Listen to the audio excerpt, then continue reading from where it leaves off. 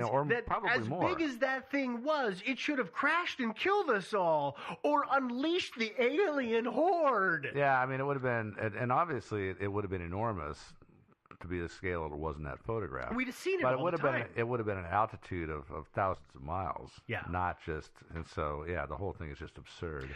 So what I want people to do is I want them to keep this in mind and keep an objective view on this so that when they're looking at it and they can kind of pull the details out and not just take the bait and just swallow it all at once, but really trying to figure out what you're looking at. Yeah. Or what you're being told. You'd have to be pretty damn gullible to look at that photograph and think it has anything to do with the Black Knight satellite, don't you think? Well, in the original image that I showed you guys, it looks kind of metallic spaceshipy because it's zoomed and it's fuzzed. Yeah. And I can see how somebody, without taking context into it, would be like, whoa, what the heck is that? Yeah, I mean, in the original photo, if you're just looking at within the confines of a website or something like that, you're not going to see the hair. You're not going to see all of the other stuff it's that's cropped. there. It's all cropped, and it does. I've seen that picture before, and it's hard to kind of step away from that and say, oh, there could totally be something else going on there. It's easy to take it at face value, and we do that a lot. Yeah. Next theory on the docket. What's that? This is really just a bunch of stories that have been jammed together with hot glue to make it the Black Knight satellite. Mm-hmm. Do you get why I make the hot glue reference? Do you remember when you were a kid and you were in art class and you would hot glue stuff together and it would just come out to be this gnarly, gross mass of stuff? Did you ever do that? No, because I was an artist. Yeah, me too. I'm an artist too, but I was still a kid. No, we didn't use hot glue in my art class. We used welding equipment.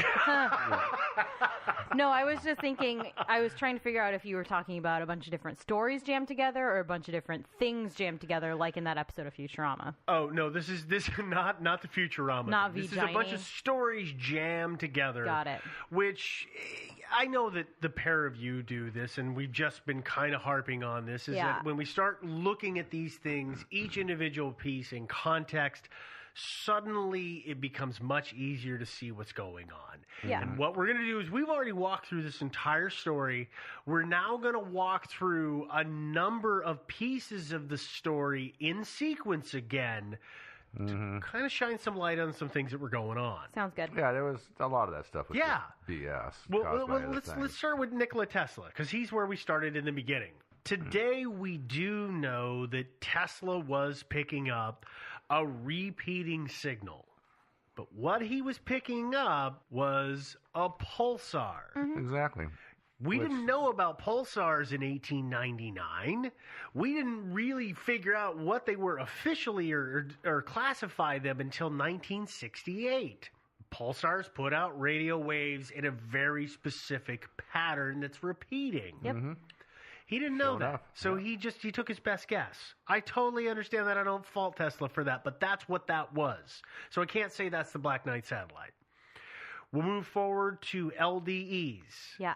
We don't really know exactly what LDEs are today, but there's over a dozen theories out there. But basically, what we think is going on is that a couple of the theories is that it's possible that radio waves are being picked up and caught in aurora activity caused by solar storms, which is holding on to them before they get spun down to Earth. There was just a really interesting article released about aurora energy and how it affects the Earth. We'll post it on Facebook eventually. But nice. No, just saying, literally today there was a new study. Oh, yeah, I haven't seen that today. It was very interesting. Okay. Yeah. Let's see. What do we got? The next one up is it's reflections in the ionosphere that are caused by the magnetosphere. Yeah, like radio skipping. Yeah, it's radio skipping. It's exactly what it is. Yep. And actually, the thing about the reflection, the radio skipping, is it's actually refraction. It's actually that thing's not bouncing off the ionosphere. And I talked about this in the LBE, Lost Boy Larry. LBL. Is that they are actually refracted back downward by the ionosphere. And a similar phenomenon happens under the ocean. Submarine sonars, the passive sonars, will pick up the same signal at two different times because they travel basically different pathways to get to you. You're listening with your hydrophone, and you hear the same noise twice because it takes two different paths to get there. It's being refracted up and down one way, And Bouncing off the bottom of the ocean and the top of the ocean? essentially, it's a similar kind of thing, like a sound layer. It's a similar kind of thing as what the ionosphere does. Oh, and okay.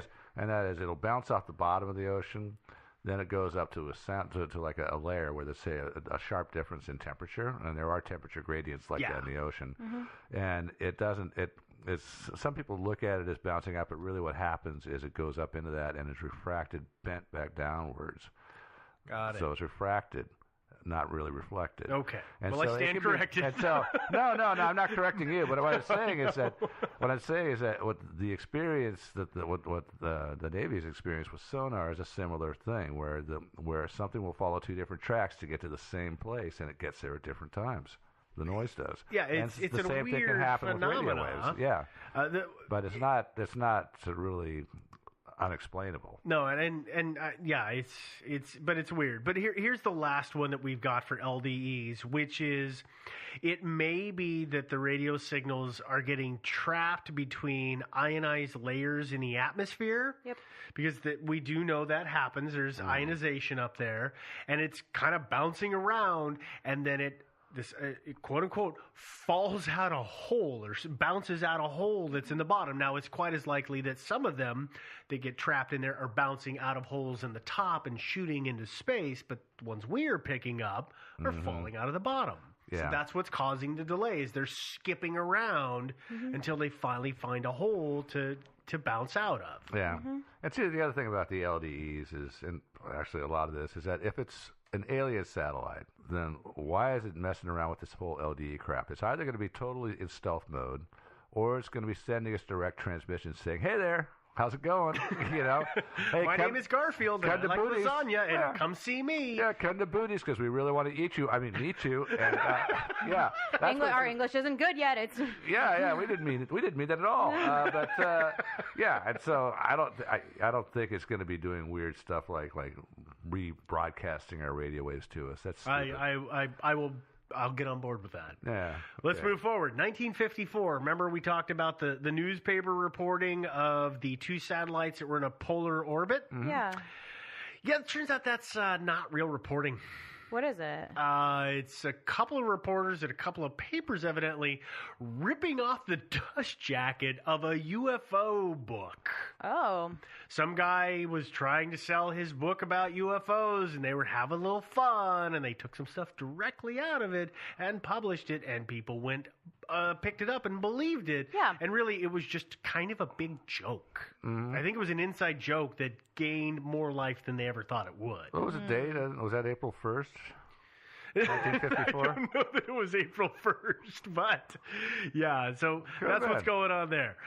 Let's move forward again. We're going to talk about 1960 and what the U.S. Air Force or the U.S. government found.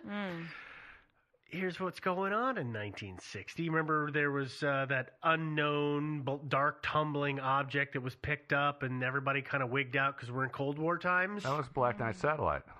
Yeah, no, it wasn't. That wasn't? At the time, so we're talking late 59, all of 60, part of 61, we're putting rockets up. Oh, yeah. And it's part of the Discoverer program, where the Discoverer program is going to put satellites out so that we can figure out what's in space, what's on Earth. We're going to figure out all this stuff.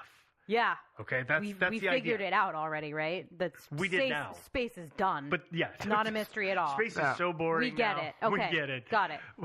Turns out, 1992, the CIA, I think it was through the Freedom of Information Act because it was no longer classified. We found out the CIA was involved in the Discoverer program, and they were putting up, is it Corona? The Corona satellite? The Corona satellites.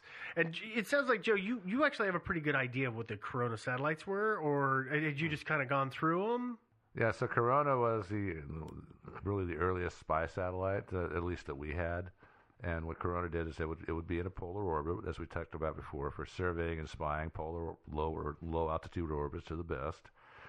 And it had a number of high definition, really big cameras in it that took a lot of photographs. And then Like 8,000 per. Yeah, it would just use up its entire roll, and then the camera would be ejected by the satellite, and it would fall into the atmosphere, and it would deploy a parachute, and then this airplane would come along and snag it in midair. I mean, it was really an elaborate operation, and luckily these days we've got electronic. We can just broadcast digital images back. Much easier. Yeah, way easier. We didn't have that back in those days. We didn't have digital imaging, so they actually had to take film and eject it. And imagine how beautifully timed that had to be. Had to be amazing. That plane had to be just in the perfect right spot. At Well, the they exact lost right a time. number of those satellites when they, or the bucket. They called it the bucket. Yeah. When it dropped its bucket, they lost a number of buckets, and the first one that they lost eventually was found in Venezuela. And once it was found, they realized that what they needed to do was stop stenciling top secret on it. Yeah. Oh And my instead, God. they put some reward information in 22 languages all over it, so people would turn it in. That's the Smart. most amazing Smart thing I've move. ever heard. Yeah. Yeah. Don't look at this. It's top secret. Totally top secret. Guys, it's top secret. Don't touch it. Yeah. Well, so here's the thing: is that so we've talked about the Corona program. Well, what happened is Discover 8.